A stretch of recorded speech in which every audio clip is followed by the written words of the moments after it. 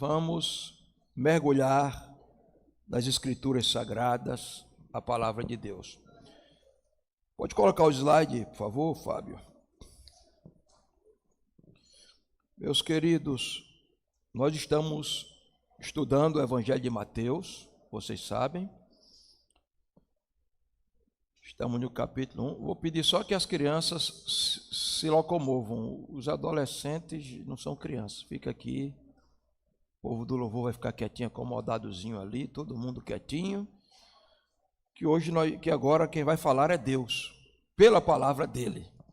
Nós falamos com ele pelo louvor, nós somos edificados pelos testemunhos de milagres, mas ele vai falar pela palavra. Eu vi entrar ali o meu amigo Serginho. Fica de pé aí, Serginho. Vamos aplaudir a Deus pela vida desse homem de Deus, amém? Nós visitamos o pai dele, eu e o pastor Jerônimo, e Josué, vamos continuar visitando. Estamos orando pelo seu pai, crendo no milagre, viu, Serginho? Hoje nós ouvimos aqui milagres de coisas impossíveis aos olhos dos homens, testemunhos aqui que Deus fez, porque ele continua sendo Deus. Meus queridos, hoje eu quero continuar conversando com vocês sobre o Evangelho de Mateus. Nós estamos lendo a árvore genealógica de Cristo, sobre os ancestrais que vieram antes de Cristo, sobre a família de Jesus, ainda na genealogia. E eu prometo a vocês que um dia eu saio da genealogia e a gente chega no capítulo 2 de Mateus. Bom, nós estudamos primeiro, eu vou ser indo logo direto ao assunto. Estudamos primeiro sobre Abraão, o pai da fé. De Abraão vem a nação judaica e vem Cristo. Abraão, pai da fé, fala da promessa exatamente da fé. Depois nós estudamos Isaac, a promessa da obediência.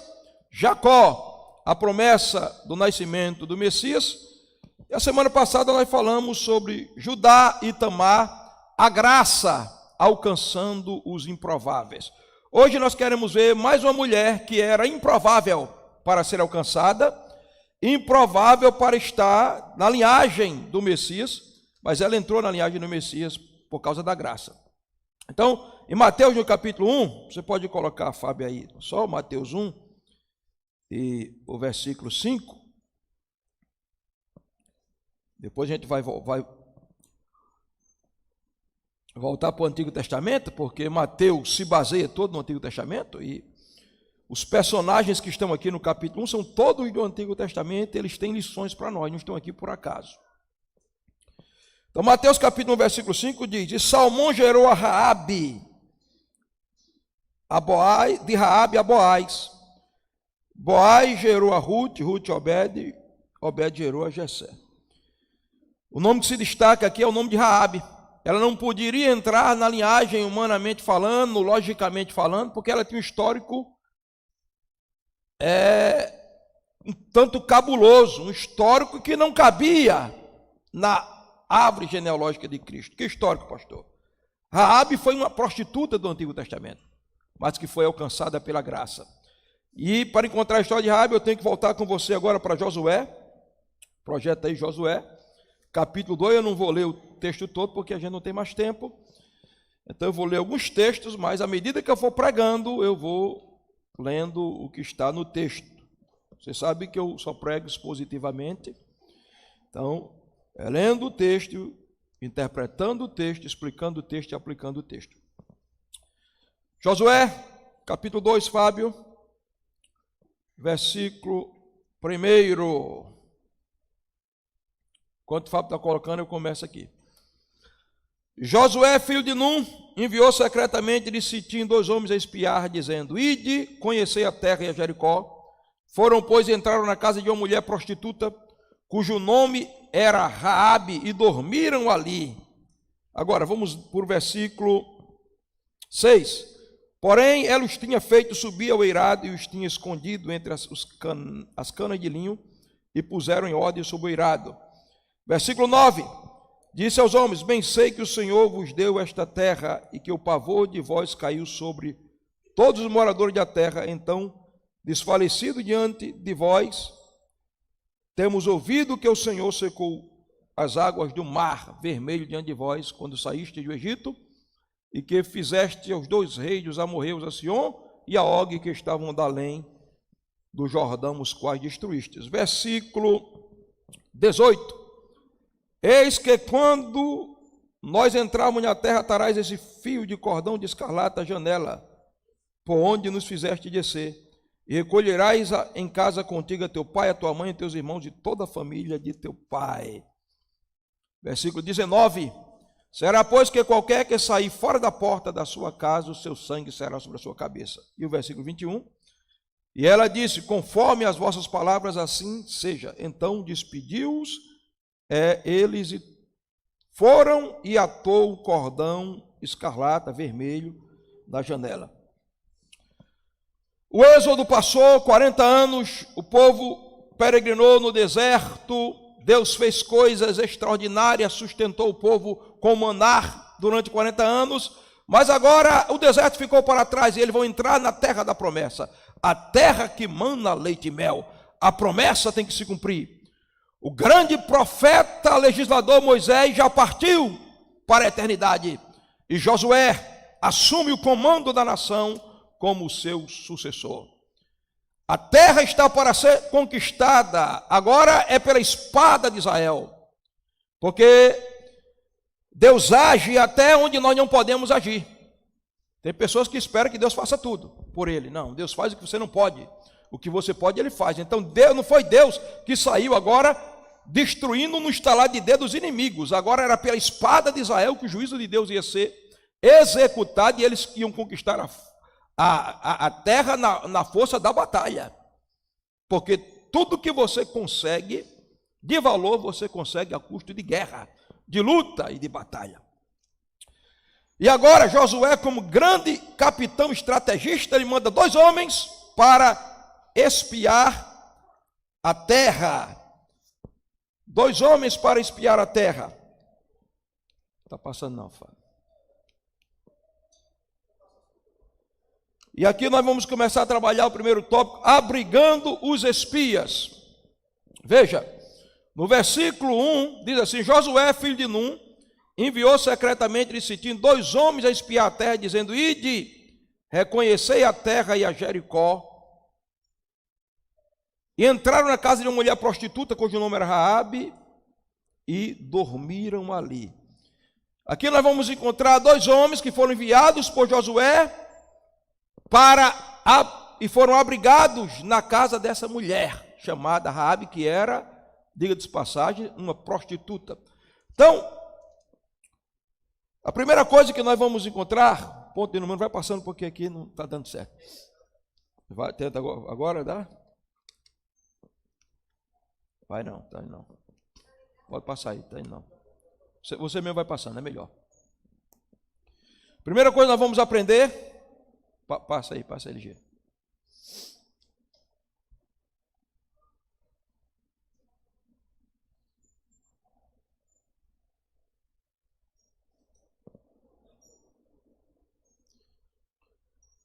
É que aqueles 2 homens foram enviados por Josué. Diga comigo, enviados por Josué. O texto diz, está passando não, Fábio? Agora, Fábio, ele disse, volta, passou demais. Enviados por Josué. Eles foram enviados por Josué. Quem era Josué? O capitão do exército. Mas Josué é uma figura de Cristo. Porque o próprio Josué, o nome Josué, é o nome hebraico para Jesus. Jesus é o nome grego, hebraico é Josué, em português, né? Está portuguesado, Yoshua. Então aqueles homens iam conquistar, Josué ia conquistar a terra, mas ele precisava do trabalho de 2 homens enviados para espiar a terra. Pastor, o que isso tem a ver comigo e com você? Tem tudo a ver. Nós estamos em batalha, nós estamos em guerra. Há um inimigo, há uma Jericó, uma Canaã espiritual. há um território ocupado por demônios, há um território ocupado pelas drogas, pela prostituição, pelo pecado. Esta cidade está cercada por espíritos demoníacos que querem prender e levar os homens para o inferno, mas o nosso Josué, Jesus, está nos enviando. Bata no peito e diga: Ele está me enviando. O texto diz, e interessante, que o texto diz que Josué disse: ide e espiai a terra. Diga comigo: ide. Eu deixei o ide ali, ó, diferentes, bem acesozinho ali, ó, porque essa palavra ide é muito interessante. É a mesma palavra que Jesus disse para os apóstolos depois que ressuscitou, enviou o Espírito. Ele disse aos apóstolos: ide por todo o mundo e pregai o evangelho a toda criatura. Preste atenção, você não é assistente de culto, você é soldado do exército de Josué. A terra está aí para ser conquistada, mas ela não será conquistada se nós ficarmos deitados eternamente em berço esplêndido, ao som do sol e à luz do mar profundo. Os anjos não vão vir conquistar essa terra, Jesus não vai pregar mais. Ele precisa do meu e do seu trabalho. O nosso Josué está nos enviando. Ele está dizendo: ide. Foi Jesus quem disse: ide por todo o mundo e pregai o evangelho a toda criatura. Preste bem atenção, aqueles homens arriscaram a vida para cumprir o desejo de um homem. Eles arriscaram a vida por amor à sua pátria, por amor ao seu comandante e por amor a uma missão. Eram dois e foram arriscando a sua vida. Irmãos, você está aqui, eu estou aqui hoje porque homens não somente arriscaram a vida, deram a vida pelo evangelho. Um deles é Paulo. Estamos no plano 40 e eu preguei aqui uma mensagem a semana passada, Paulo dizendo: ai de mim se não pregar o evangelho. Paulo diz isso em 1 Coríntios capítulo 9. E quando Paulo diz isso, Paulo está confrontando a igreja de Corinto, que era uma igreja muito filosófica, uma igreja muito rica, uma grande cidade, mas era uma igreja onde o pecado estava campeando, era uma igreja que não se portava com os perdidos, e era uma igreja que não respeitava a liderança do próprio Paulo. Paulo os considerava como filhos, mas os irmãos de Corinto zombavam da aparência física de Paulo, segundo os Coríntios, capítulo 10.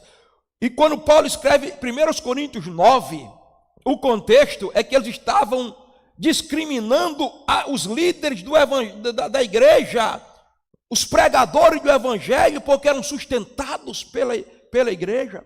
Aí Paulo usa 5 figuras do pastor ali. Ele diz que o pastor é um general de guerra que o exército tem que custear.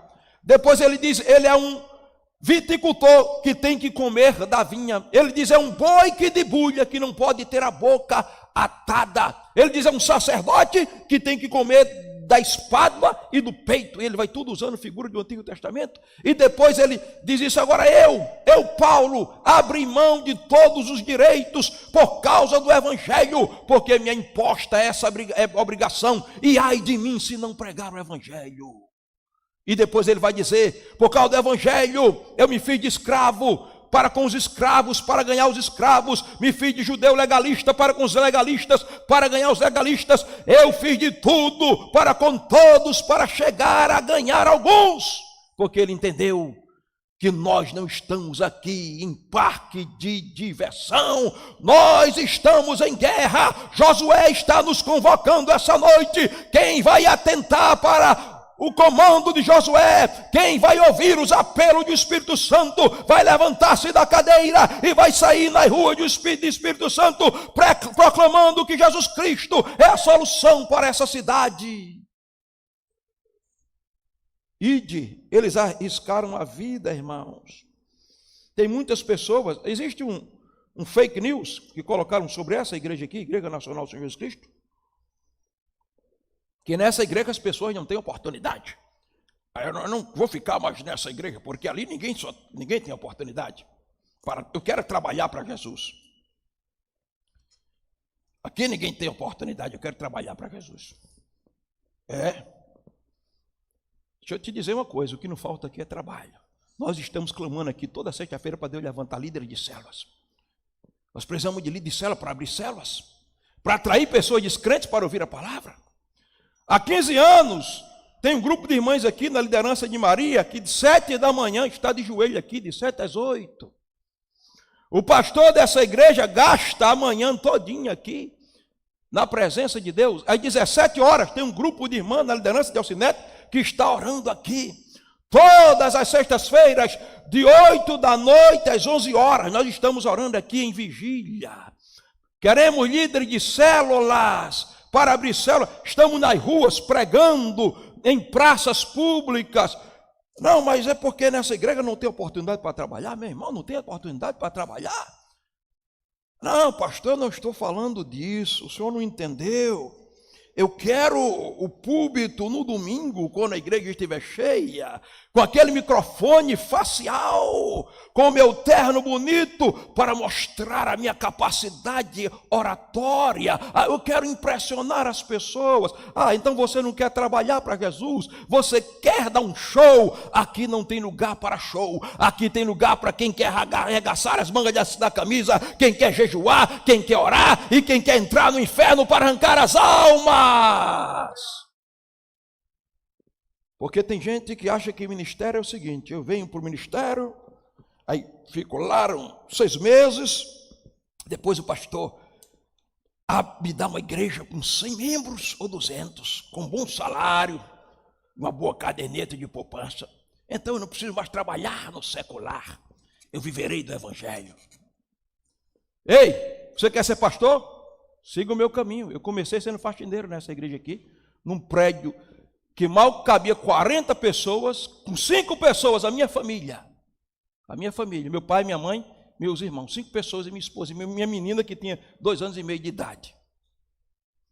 5 pessoas sendo faxineiro da igreja, o prédio apertado que o vizinho, graças a Deus, eu ganhei o vizinho, antes dele morrer, hoje talvez eu conte o testemunho, o filho dele é baterista, mas antes dele morrer ele fumava que a fumaça entrava na hora do culto, o brejeiro, e a gente era uma guerra terrível. Aí se converteu a Jesus. Sendo faxineiro, 6 anos para ser ordenado pastor, 6 anos. Sentado na cadeira ouvindo uma mulher, que eu no tempo pregava mais do que ela, porque quando eu vim, eu pregava no Rio Grande do Norte todo, eu era conferencista em outros estados. Sentado, ouvindo uma mulher, numa estrutura que eu vinha de Assembleia de Deus, que era um escândalo mulher ser pastor, mas eu estava lá sentado. 14 anos sem receber salário. 27 anos dividindo ministério e trabalho secular. Tive um estafa, tive uma depressão, minha esposa teve um câncer, Jesus curou, eu fui curado da depressão. Meu filho teve epilepsia, Jesus curou. Enfrentei uma situação de um atentado contra a minha filha, que eu jamais vou ser explícito, quando era criança, guerra por cima de guerra. Hoje eu estou aqui, alguém se candidata, eu quero ser pastor, mas eu quero o caminho da facilidade. Não, ser pastor não é ser profissional, ser pastor não é ser popstar, ser pastor é dar o sangue, ser pastor é ser apaixonado, ser pastor é ser abnegado, ser pastor é ser chamado e dar a vida pelo evangelho. Pastor, o senhor diz isso, mas o senhor só prega no domingo. Vamos andar um pouquinho comigo?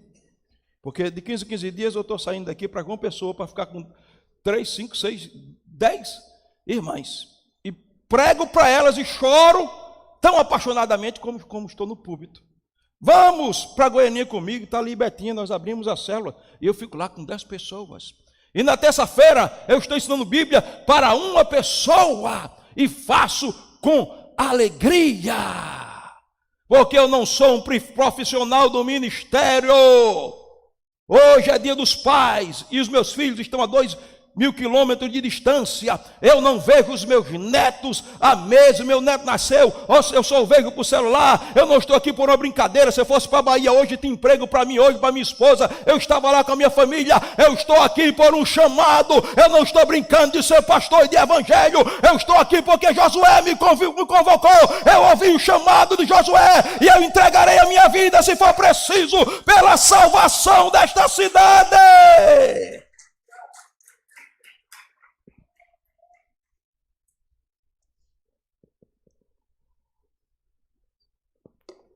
Eles foram enviados. Nós fomos enviados. Irmãos, preste atenção. A única missão da igreja é obedecer o ID de Cristo. Não estamos aqui para ocupar espaço vazio. Nós estamos aqui para encher os espaços vazios de pessoas perdidas. Muitas pessoas não entendem o que é evangelho e dizem: eu aceitei Jesus para ir para o céu. Não entendeu? Se tu aceitar que Jesus foi para o céu, era muito fácil. Você aceitava, ele te matava e te levava para o céu. Na mesma hora você não tinha perigo de se desviar. Por que ele não veio nos arrebatar? Ou nos leva quando aceitamos? Nós temos uma missão. Uma missão que os anjos almejam a cumprir. Uma missão que é uma honra. O general Jesus nos convocou. Alguns homens na história entenderam essa missão, irmãos.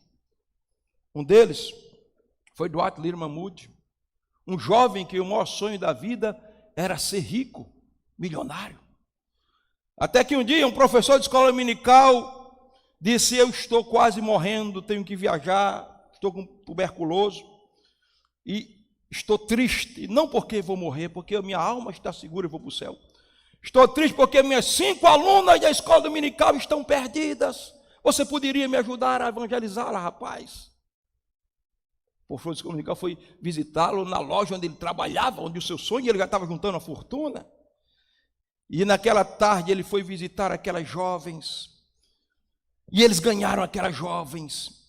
E quando ele viu a alegria no rosto do professor de escola dominical, e as lágrimas de arrependimento nos olhos daquelas jovens, a alegria do céu entrou no coração dele. A compaixão do céu entrou no coração dele. E ele disse: o que vale a riqueza se eu for um mendigo pobre que não fizer nada para a obra de Deus?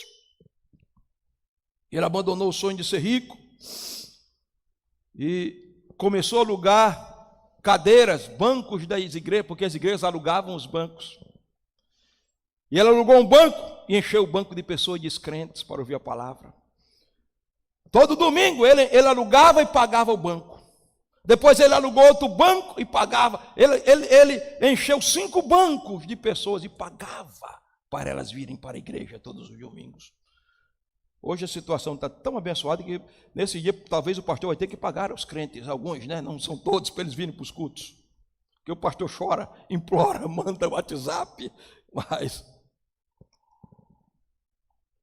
mas ele fazia isso. Inconformado, ele chegou para um professor de escola dominical e disse: eu queria ensinar também na escola. A proposta era ganhar. O professor disse: bom, nós temos aqui 18 alunos e 12 professores. Você pode ensinar o tanto que você quiser, contanto você encontre alunos para dar aula. No domingo seguinte, Dwight Lyman Moody entrou na escola dominical com 18 rapazes descalços, sujos, camisas rasgadas, mendigos, foram os primeiros alunos dele. 15 dias depois, ele tinha 30 alunos. Depois ele tinha 50 alunos. Depois não cabia mais a classe, os alunos de D.L. Moody. E depois ele teve que alugar outro prédio para encher o prédio com os alunos. E assim ele se tornou o maior ganhador de almas do século XIX. Ganhou 500.000 vidas para Cristo. E o que impactou D.L. Moody foi que ele foi ouvir um pregador. E o pregador disse: o mundo ainda não viu o que Deus pode fazer através de pôr um homem completamente entregue a ele. E Moody disse: ele não disse um grande homem. Ele não disse um homem rico, ele não disse Um homem intelectual. Ele disse, um homem entregue a Cristo completamente. Ele disse, eu sou esse homem. Entregou-se sem reserva. Ele obedeceu a ordem do Josué celestial e foi. E quando ele estava morrendo, as últimas palavras dele foi essa: a terra recua, o céu se abre diante de mim. Deus está me chamando. Meus queridos, Josué, Jesus está nos enviando. Ele não está pedindo para que eu e você evangelize, é uma ordem. Se você foi salvo, o céu entrou no seu coração e você precisa repartir o céu com aqueles que não têm. Veja essa frase de um grande ganhador de almas, o que ele disse: se o evangelho é real, não há nada mais cruel do que, se o inferno é real, aliás, não há nada mais cruel do que um evangelho calado. Isso é uma frase de Leonardo Ravenhill, um ganhador de alma. Você acredita no céu? Você acredita no inferno? Se você acredita que pessoas podem ser salvas e ir para o céu, e que Cristo pode arrancar as pessoas da condenação eterna, você tem essa mensagem. Então não há mais crueldade do que estar calado diante de um mundo que clama por misericórdia. Passou esse outro aí. Cristãos não evangelizam porque perderam o amor pelas almas. Se você não tem vontade de evangelizar, talvez você mesmo precise ser evangelizado. Josué disse: ide, e aqueles dois homens foram, eram dois, porque eram dois irmãos, porque sempre eram dois. Quando Jesus foi enviar os 70, ele disse: vão de dois em dois, vão às aldeias, porque ninguém faz nada sozinho. Augusto contou aqui a experiência dele. Hoje eu comecei com 5 irmãos. Hoje a igreja está desse tamanho. Hoje não veio todo mundo, mas quando veio todo mundo falta lugares. E nós vamos crescer muito mais, nós vamos avançar. Mas hoje eu quero louvar a Deus porque eu não estou sozinho. Comecei sozinho, mas não estou. Eu tenho uma equipe que ora comigo, que vestiu a camisa dessa igreja. Não só disse que ama essa igreja, eu amo, como é linda em Segeg, mas que vestiu, que entendeu. Eu tenho um Jerônimo, que hoje não está vindo, não está toda sexta-feira aqui, por conta do TCC do IBPFé, mas quando eu preciso, ele está aqui de joelho. Eu tenho um Jerônimo que chora como eu choro. Eu tenho um Joabe, que entendeu o que é isso, está desbravando lá em Tabocas. Eu tenho Augusto, eu tenho um Jerônimo, ninguém faz nada sozinho. Não foi um homem, eram 2 homens, porque ninguém faz nada sozinho. Nem Deus faz nada sozinho. O mundo foi criado por uma trindade, um Deus que é Pai, Filho e Espírito Santo, e disse: façamos o homem. Então essa mensagem aí de Augusto é a mensagem do Espírito Santo. Vamos dar as mãos uns aos outros e vamos conquistar essa Canaã. Vamos ver as muralhas de Jericó cair e as aves perdidas que estão aí serem salvas pelo poder do Evangelho. Amém? Eram 2, porque eram 2. Porque você não precisa de muita coisa, você precisa de 2 coisas para trazer solução à humanidade perdida e ganhar os homens para Cristo. Do que é que eu preciso, pastor? Você precisa da palavra de Deus e do Espírito Santo. Olha, de 0 a 30 anos, ninguém ouve falar que Jesus ganhou ninguém, que Jesus pregou para ninguém, que Jesus curou ninguém. Mas com 30 anos ele vai ao Jordão, é batizado por João Batista, o céu se abre, o Espírito Santo desce. Ele é ungido pelo Espírito Santo. Aí ele vai para o deserto, passa 40 dias e 40 noites orando no deserto, e depois ele sai, e a Bíblia diz que ele estava plerós, cheio, completamente cheio do Espírito Santo. Cheio do Espírito Santo, a Bíblia diz, ele foi cheio do Espírito e foi guiado pelo Espírito. Depois de ser guiado pelo Espírito, a Bíblia diz, ele entra na sinagoga em Nazaré, abre o livro da lei e diz: o Espírito do Senhor está sobre mim, porque me ungiu para evangelizar os pobres. Estou no ponto 2 já, Fábio. Enviados com a palavra e pelo Espírito. Escute, a palavra está nas suas mãos. Você tem a palavra de Deus. A palavra de Deus está no seu coração. Você é salvo.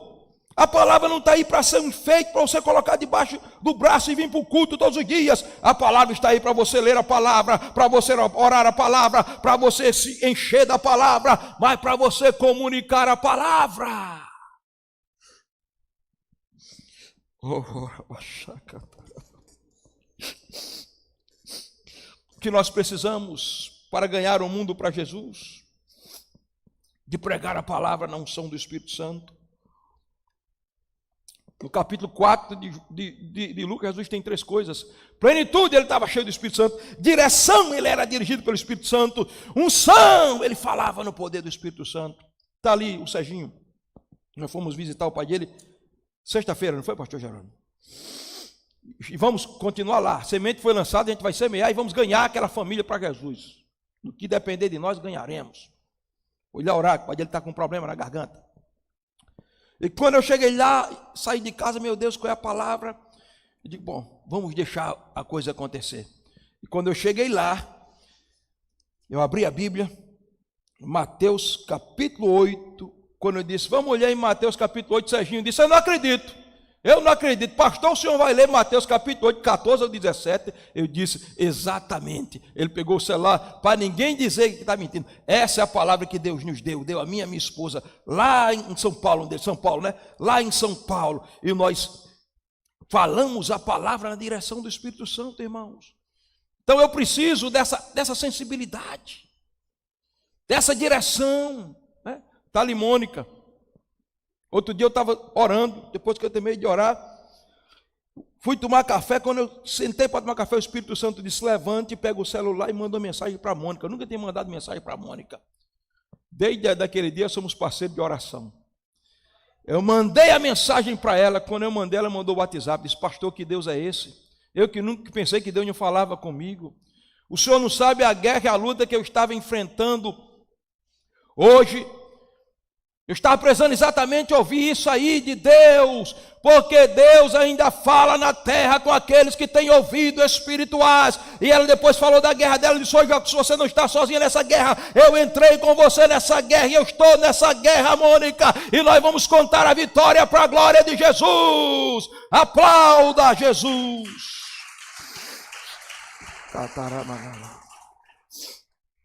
Meus queridos, dois enviados. Nós fomos enviados, nós temos a palavra, nós temos o poder do Espírito Santo. O poder do Espírito Santo não é um enfeite. Não é para mim levantar as mãos aqui no culto e dizer que amo a Deus, e os meus ouvidos estão tapados, eu não ouço o choro e o clamor dos perdidos. Quem ama a Deus amará o que Ele ama. E o que Ele mais ama é o mundo perdido. Meus queridos, se nós continuarmos calados, essa cidade vai se perder, vai ser, ao invés de falar de política, de Beltrano, de Secricano, nós dissermos o que Ele fez por nós. Ele perdoou nossos pecados, Ele está curando lá na Igreja Nacional, Ele está operando, Ele está salvando. Nós veremos essa cidade salva. Uma igreja calada é uma cidade destinada ao inferno. Uma igreja clamando é uma cidade despertada para a salvação.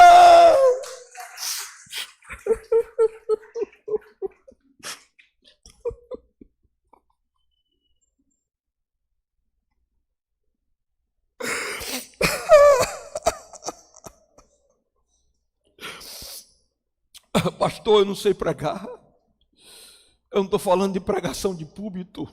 Eu estou falando do testemunho da tua vida. Você sabe quem você era. o seu sofrimento no mundo. Você só precisa dizer para a pessoa: Jesus é bom, Ele transforma. Você só precisa dizer: vamos ao culto. Lá Deus tem uma palavra para o teu coração. Lá tem louvor, Ele tem solução para você. O que o psicólogo não fez, o psiquiatra não fez, o que o sociólogo não fez, Jesus Cristo pode fazer. Ele está enviando a igreja essa noite. Nós precisamos ir a Jericó. Raabe está nos esperando.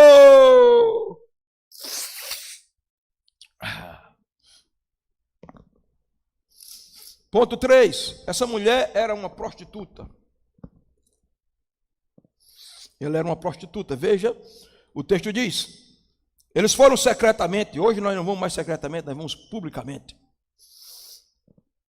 Chegaram e entraram na casa de uma mulher prostituta. Mas pastor, 2 homens de Deus indo para Jericó e foram para um prostíbulo? Para a casa de uma prostituta? Como explicar isso, pastor? Em primeiro lugar, a casa da mulher estava no muro da cidade. Então era um lugar estratégico. Do muro eles podiam ver o movimento da cidade. O muro era um lugar de acesso rápido, tanto para sair como para entrar da cidade. Terceiro, eles estavam disfarçados, porque as casas de prostituta, não eram só casas de prostituta, eram pensões. Era uma espécie de hotel, de pensão. Era uma hospedaria. Os estrangeiros iam para lá.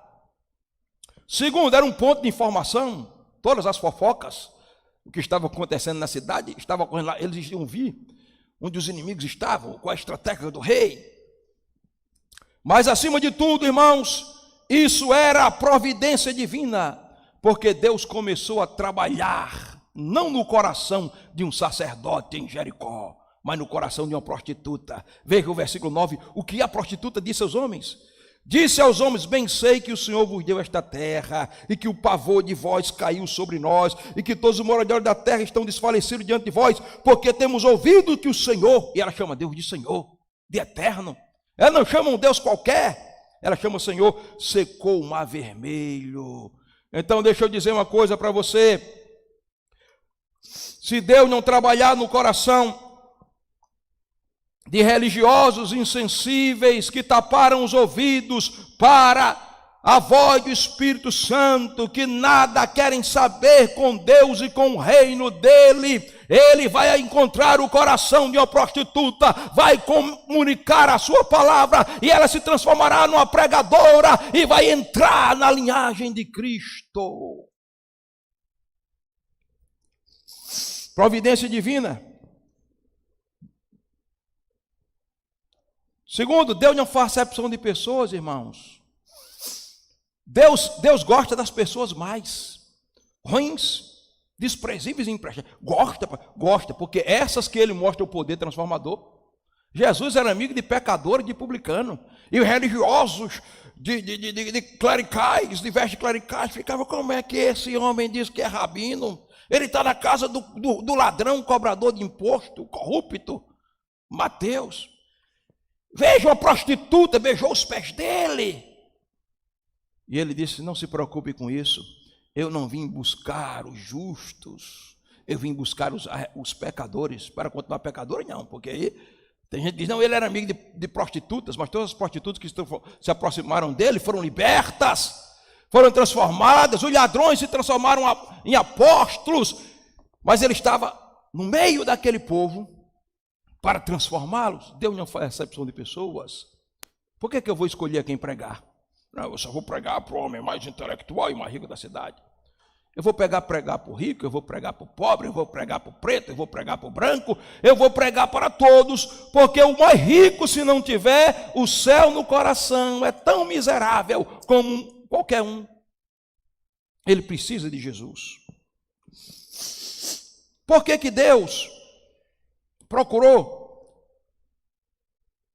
através daqueles homens, uma prostituta, para ser aquela que ia abrir a porta para os mensageiros? Porque, irmãos, todos os homens estão prostituídos espiritualmente. Como assim, pastor?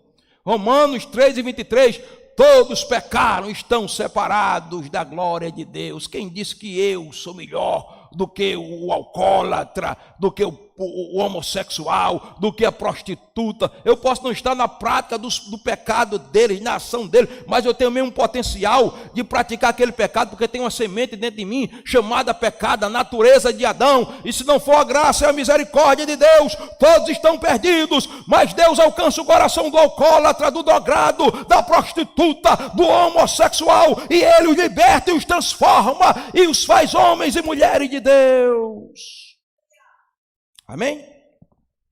E aquela mulher, em quarto lugar, eu já estou no quarto ponto aí, esconde os mensageiros de Deus.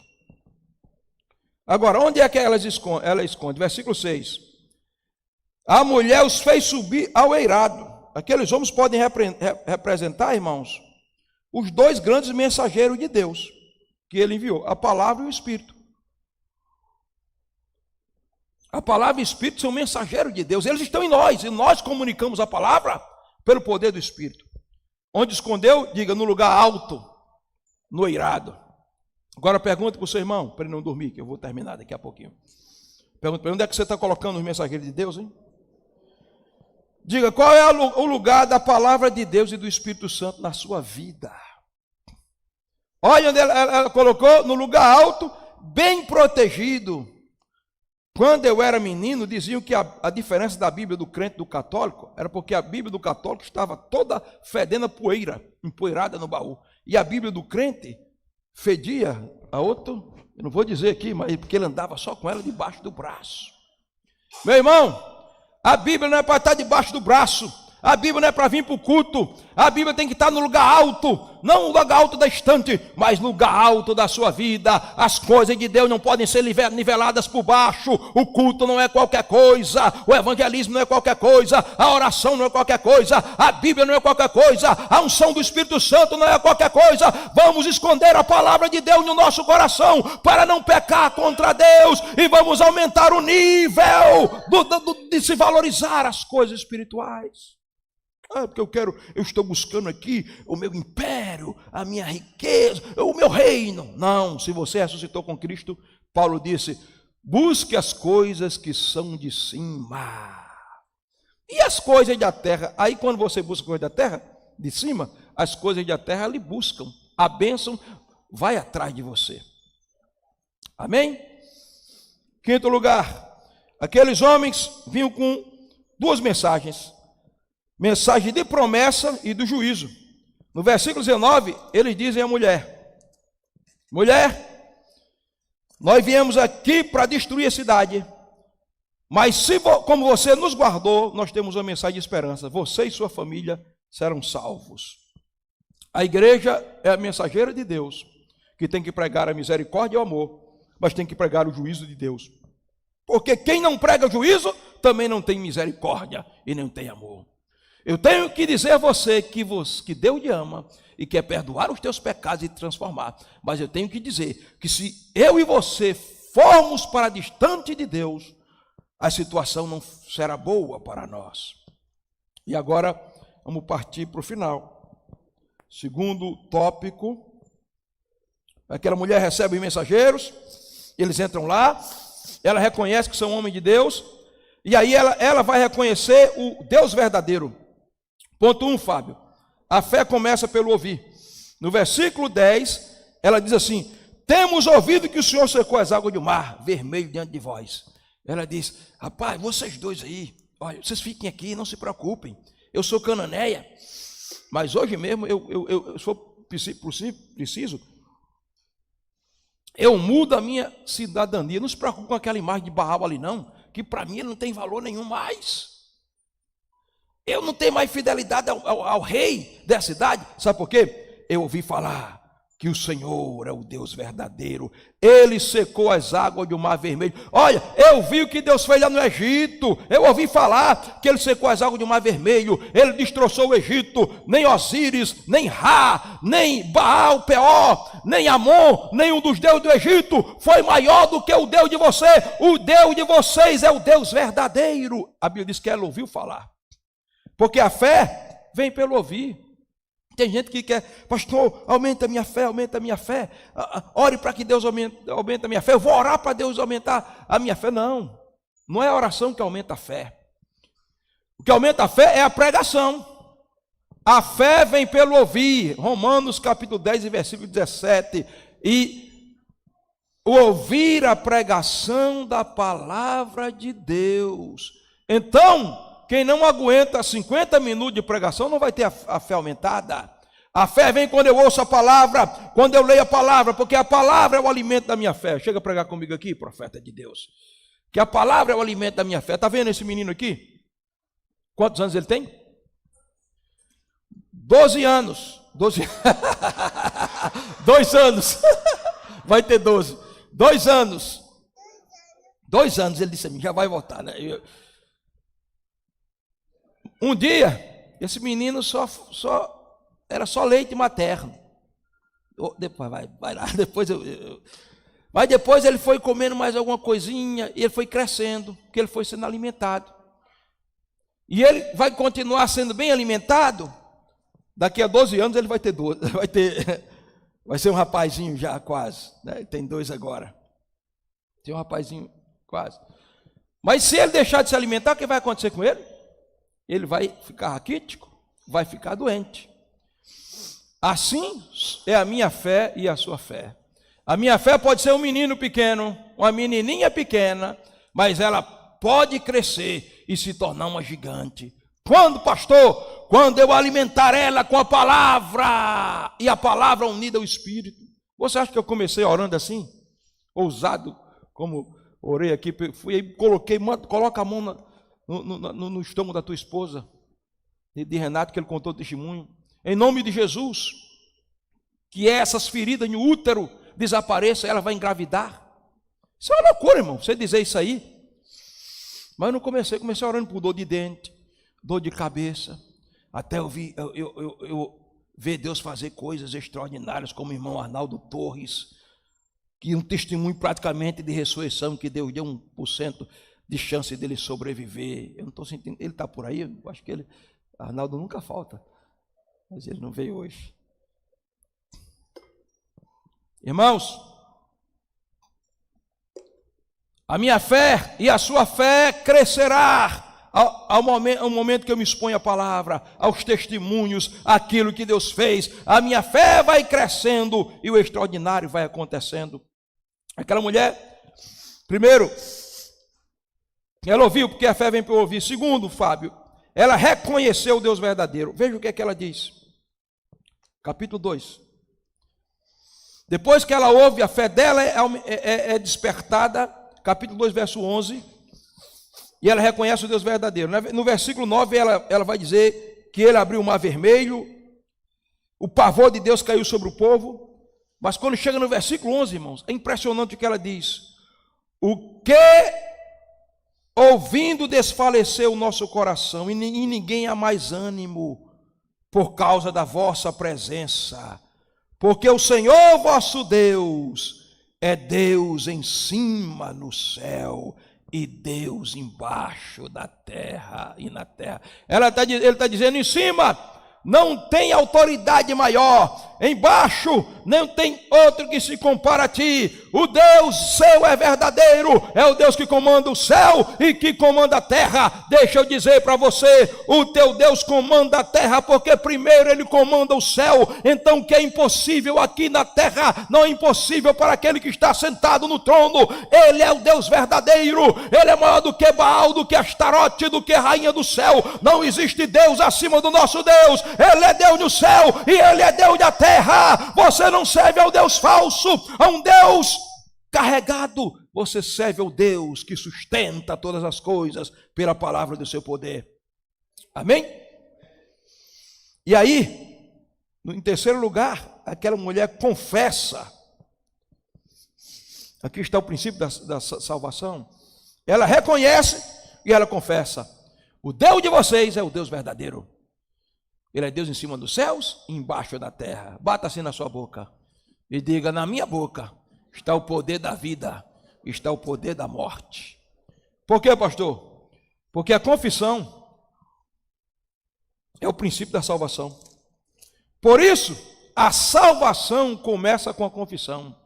Eu confesso que Ele é Salvador, e quando eu confesso, aí eu creio que Ele é Salvador. Por isso Paulo disse, a palavra está perto de ti, na tua boca e no teu coração. Não é só no coração, é na boca, na tua boca e no teu coração. Essa é a palavra da fé que pregamos, porque se com a tua boca confessares a Jesus e em teu coração creres que Deus ressuscitou dentre os mortos, tu serás salvo. Hoje você pode ser curado, hoje você pode ser liberto, hoje você pode ser salvo. A palavra está aí na sua boca e no seu coração. Confesse que Ele é poderoso, confesse que Ele transforma, confesse que Ele é Salvador, confesse que Ele é Senhor, confesse que Ele é Deus em cima do céu e embaixo na terra, e o milagre vai bater na tua porta nessa noite. Se você crê, dê um aplauso a Jesus.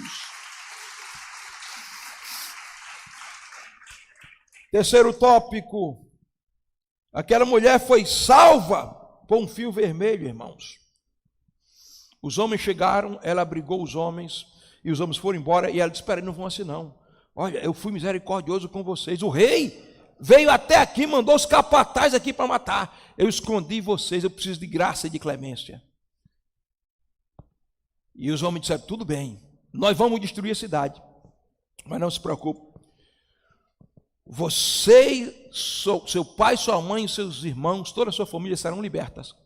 Agora faça o seguinte, amarra essa fita vermelha, esse fio vermelho aqui na janela da sua casa, porque de longe a gente vai ver onde é a sua casa. Muita casa a gente pode esquecer, mas a gente vai ver o fio vermelho balançando na janela. E o fio vermelho é a identificação que vocês receberam os mensageiros de Deus. O que é que o fio vermelho tem a ver na Bíblia? Ponto 1. Você sabe, eu preguei a semana passada, que um menino nasceu com um fio vermelho no braço, que a parteira amarrou. Eu não vou pregar mais. Aquele menino representava aquele que ia nascer de um milagre, trazendo a salvação no braço direito.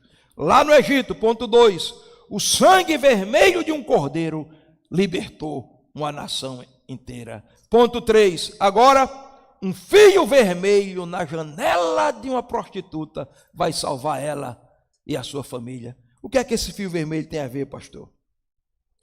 Olha, Raabe obedeceu e colocou um fio vermelho na janela. Mas hoje, coloca o ponto 4 aí, Fábio. Hoje não é mais uma fita vermelha no braço do menino, não é mais um sangue vermelho de um cordeiro.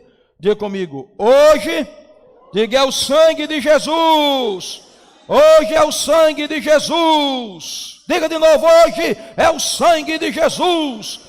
Hoje é o sangue vermelho de Jesus. O que o senhor quer dizer, pastor? Eu quero dizer que esse mundo vai ser destruído.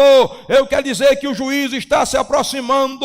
Eu quero dizer que esse mundo está vermelho para o juízo de Deus. Mas a minha casa, a sua casa, a nossa família não será tocada, porque não tem fio vermelho na nossa janela, mas tem o sangue de Jesus marcando o nosso coração.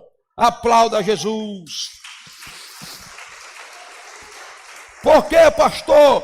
Porque o sangue de Jesus purifica de todo pecado, irmãos. Irmãos, não tem detergente, não tem água sanitária, não tem substância química que apague a nódoa do pecado. Você pode lavar, não tem. A mancha do pecado é negra, está ali. Mas o apóstolo João diz, se nós andarmos na luz, como na luz ele está, temos comunhão uns com os outros, e o sangue de Jesus, seu Filho, nos purifica de todo o pecado. Eu não quero saber o tamanho do teu pecado, a cor do teu pecado, a gravidade do teu pecado. Hoje o sangue de Jesus é como um fio vermelho na janela de uma prostituta. Ele pode purificar você. O sangue de Jesus nos santifica. A Bíblia diz que Jesus morreu fora da porta para com o seu sangue nos santificar. O sangue de Jesus nos reconcilia. Nós éramos inimigos de Deus, mas a Bíblia diz que pelo sangue nós fomos aproximados. Hoje você é amigo de Deus, você pode sentir o perfume de Cristo. Hoje você não é mais inimigo, você é amigo por causa do sangue. O sangue de Jesus nos justifica. Romanos 5:9. Sendo, pois, agora justificados pelo seu sangue, seremos por ele salvos da ira, que é, em último lugar, o sangue de Jesus livra da ira futura. Só existe um escape do inferno, só existe um escape da condenação, só existe um escape do juízo de Deus. Qual é o escape, pastor? Diga: o sangue de Jesus. Diga: o sangue de Jesus tem poder para libertar, para perdoar, para salvar. Quantos foram encontrados pelo sangue de Jesus? Hoje o sangue de Jesus está aqui, poderoso para limpar os pecados. E aí, vou terminar. Aquela mulher ficou guardada, ponto 4, quarto tópico, dentro de casa. Os homens disseram: nós vamos destruir a cidade, o fio vermelho está ali. Agora tem uma coisa: esse fio vermelho só vai funcionar se vocês estiverem todos dentro de casa. Se tiver um fora da casa, a gente não tem o que fazer, porque a espada vem destruindo, a gente vai queimando tudo. Então, ponto 1, lá no Egito, Deus diz: coloca o sangue do cordeiro, mas fica todo mundo guardado dentro de casa. Lá em Jericó, era todo mundo guardado dentro de casa. Ponto 3, Fábio. Mas hoje, meu irmão, o sangue de Jesus só vai fazer efeito para quem estiver guardado dentro de casa. Que casa, pastor? A casa de Deus. Onde é a casa de Deus? A comunidade da fé. A igreja. Mas pastor, a igreja salva? Não, quem salva é o fundador da igreja. Mas os salvos estão na igreja, porque a igreja não é qualquer coisa. Jesus disse: eu edificarei a minha igreja. Então primeiro a igreja é a propriedade dele, ele quem fundou a igreja. Depois ele disse: eu edificarei, ele é o construtor, o edificador da igreja e o alicerce da igreja. Aí depois ele diz: e as portas do inferno não prevalecerão contra ela. Não está escrito que as portas do inferno não prevalecerão contra o pastor? Não prevalecerão contra o diácono? Não prevalecerão contra qualquer pessoa? As portas do inferno só não prevalecem contra a igreja. Quem está na igreja está protegido, é imbatível. O fio vermelho do sangue de Jesus tem proteção para quem está na igreja. Então qual é o valor que nós estamos dando à igreja? Olha, em Apocalipse capítulo 3, está aí o texto, eu vou ler para você. Jesus disse assim, ó, capítulo 3 de Apocalipse, versículo, vou ler para você. A igreja de Filadélfia, ao anjo da igreja que está em Filadélfia, ele fala ao pastor da igreja, porque Jesus não tem compromisso com crentes individuais que vivem aí como se a igreja não existisse, não valorizam a igreja é a noiva de Cristo, só faz parte da noiva quem está na igreja, a igreja é o corpo de Cristo, só é membro do corpo quem está na igreja, a igreja é a casa de Deus, só está na casa de Deus e só é membro da família de Deus quem está na igreja. Quem não tem compromisso com a igreja? Não, a igreja sou eu. Igreja quer dizer eclésia, comunidade, assembleia, ajuntamento. Ninguém é igreja sozinho. Então a igreja que está em Filadélfia, e aí no versículo 10 ele vai dizer: como guardaste a palavra da minha paciência. Quem está na igreja, irmãos, é quem guarda a palavra, quem ama a pregação, quem não negocia culto de ceia, quem não negocia culto, quem ama a igreja não fica preocupado quando o pastor passa do horário de pregar, fica inquieto: eu quero ir para casa, porque você não tem amor à pregação, você não tem amor à igreja, você passa 200 horas na Netflix, você vai para a praia e não tem tempo de voltar. Mas se você amasse a igreja, você dizia como Davi: eu quero morar na casa de Deus para aprender no santo templo do Senhor e contemplar as maravilhas do Senhor. A gente vem aqui, vemos testemunhos desse. O homem ia morrer, ia ser entubado, na mesma semana voltou para casa, está bom. A médica disse que não engravidava de jeito nenhum, a outra com câncer, e a gente não alegra o nosso coração, a gente se diverte mais com as coisas desse mundo, porque não amamos a igreja como deveríamos amar. Mas ele está dizendo aqui, ó, como guardastes a palavra, porque a palavra está sendo pregada na igreja. E não negastes o meu nome. Quem nega a igreja, nega o nome de Jesus. Por quê? Onde é que o nome de Jesus está? Na igreja. Eu edificarei a minha igreja. Aí ele vai dizer, ó: eu também te guardarei da hora da provação que há de vir sobre a terra. Está para vir aí um juízo, uma tribulação sobre a terra, uma provação que o mundo não vai suportar. Como dizia o antigo hino, a terra vai pegar fogo. E onde é que tu vai morar? Eu moro na casa de Deus. E quem mora na casa de Deus vai morar eternamente nas mansões celestiais. Então vamos ficar abrigados dentro da casa. Amém? Porque em quarto lugar, no dia do juízo, o nome de Raabe estava escrito no livro da vida. Veja o que diz o capítulo 6. Josué, porém, disse aos 2 homens que tinham espiado a terra: entrai na casa da mulher prostituta, tirai de lá a mulher com tudo quanto tiver. Eles entraram, tiraram a mulher, porém a cidade tocaram fogo. Deixa eu te dizer, se você guardar a palavra de Deus, o Espírito Santo no seu coração, se você colocar a palavra em alto lugar, se você tiver o sangue de Jesus na sua vida, e se você estiver na igreja, quando o juízo vier, Josué vai olhar assim, Josué mandou, você não destrua tudo. Depois, espera, deixa eu ver o livro aqui, olha, tem uma mulher chamada Raabe, vão lá, olha se o sinal vermelho está lá, entra na casa da mulher e tira ela antes da cidade ser destruída. Vamos ficar de pé.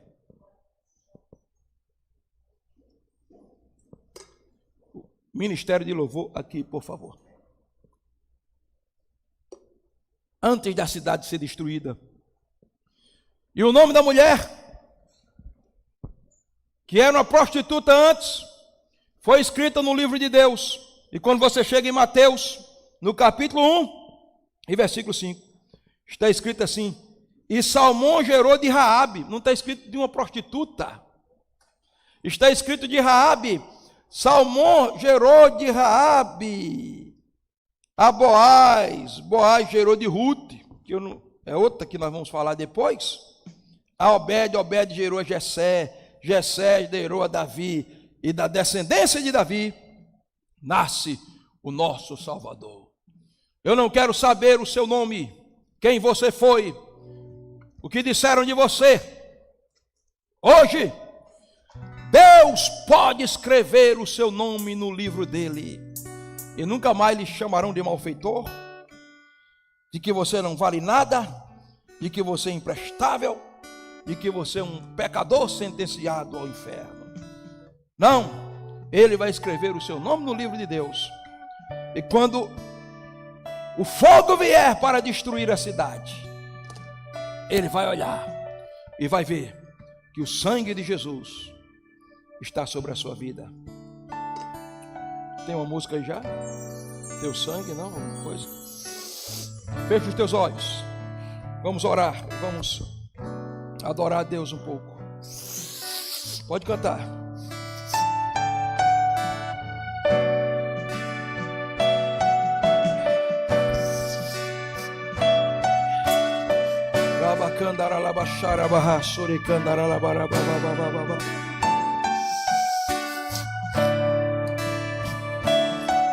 Oh Espírito Santo, obrigado por tu estás aqui.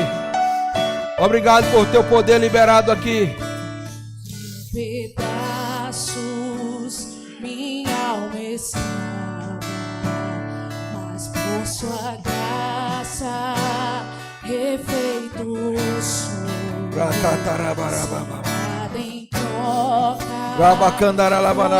sou. Espírito de Deus, oh Racá, tu tem liberdade de agir.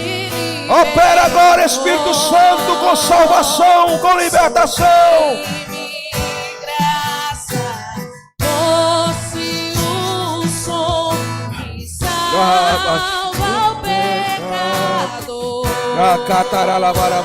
Poder de Deus atua agora.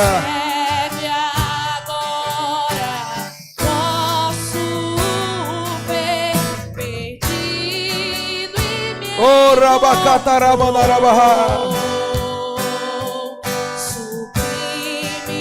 doce o som.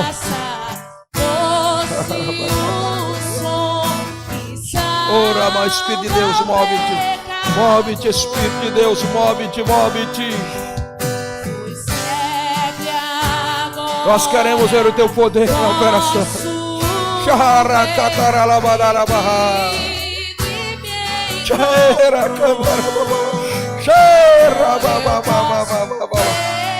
Levanta as mãos, o poder de Deus está aqui.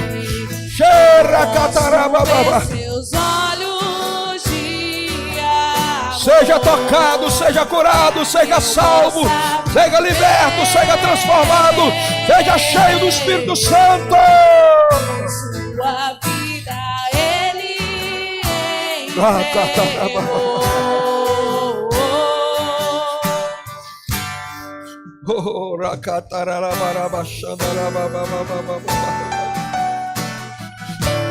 Oh Jesus, o teu sangue purifica de todo pecado.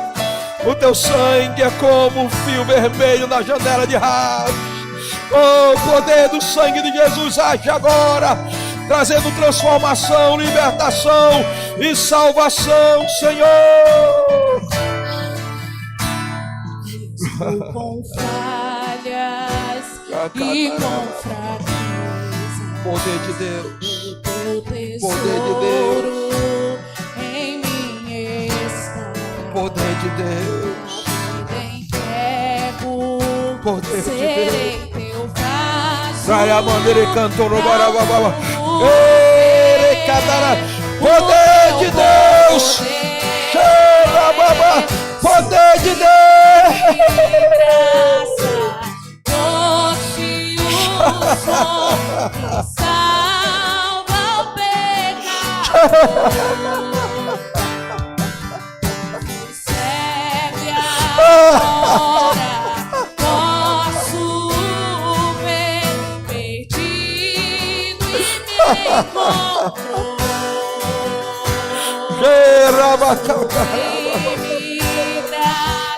Oh Deus, eu declaro milagres, eu declaro poder liberado, eu declaro unção do teu Espírito. Correntes sejam quebradas, correntes sejam quebradas agora.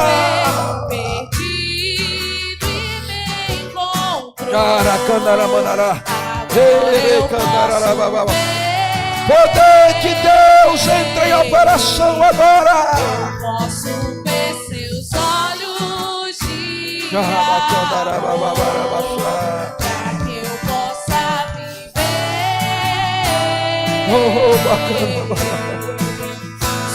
Sua vida Ele entregou. Teu poder está liberado aqui. Teu poder está liberado aqui, Senhor. Teu poder está liberado aqui, Senhor. Seus olhos de amor, para que eu possa viver. Cantorane Sirabia Tokotei. Randera la baracate tere de hasou. Eire candere hasou cantaraya. Oh, rabacandara. Coloca a mão no teu coração. Diga: Pai, eu ouvi a tua palavra. Eu não posso viver sem a tua palavra. Eu escondo a tua palavra no meu coração para eu não pecar contra ti. Eu te peço que o teu Espírito Santo venha entrar na minha vida, que o sangue de Jesus me purifique de todo o pecado, que o meu nome seja escrito no livro da vida, como o nome daquela mulher foi escrita no teu livro, para que no dia do juízo eu possa ser livre da condenação. Eu confesso que Jesus é o meu Senhor e o meu Salvador. Eu recebo como Senhor da minha vida e creio que Deus ressuscitou dentre os mortos. Perdoa os meus pecados, Senhor, em nome de Jesus. Amém. A igreja fica orando. Se você está aqui e você fez essa oração pela primeira vez, Você reconhece que precisa de Jesus. Você precisa que o sangue dele lhe purifique. Você quer entregar a tua vida a Cristo aceitando, ou quer voltar para os caminhos do Senhor. Esta é a tua oportunidade. Levanta a mão bem alto, dizendo assim: pastor, sou eu. Amém. Pastor Jerônimo, traga aquele senhor. Pastor Jerônimo, traga aquele senhor ali, pastor. Ali. Vamos aplaudir a Deus, fazer festa. Fazer festa. Oh, pode vir, Senhor. Irmão, se for para passar a noite aqui, já valeu a pena. Uma vida decidida. Eu sei que tem mais pessoas que Deus está tocando na tua vida. Onde está você? Venha correndo, nós não temos mais tempo. O fio vermelho do sangue de Jesus tem que ser amarrado na janela da tua fé, para que no dia do juízo você escape. Venha você que quer voltar para Cristo, quer entregar a tua vida a Jesus. Olha aí, irmão, se tem alguém com vontade e com vergonha, para você ajudar essa pessoa a vir. Tem mais alguém? Só é dar um sinal assim. Amém. Venha cá, meu senhor. Como é o nome do senhor? Adriano. Deus te abençoe, Adriano. Você fez a maior decisão da sua vida. Foi entregar o seu coração a Jesus. E Ele tem coisas novas para fazer na sua vida. Olha aqui por Adriano, pastor. Pode orar sem microfone mesmo. Obrigado pela vida de Adriano, pai. Oh, Deus.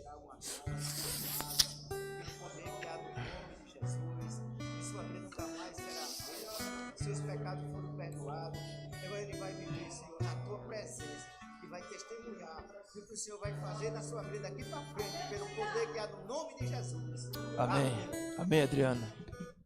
Deus te abençoe.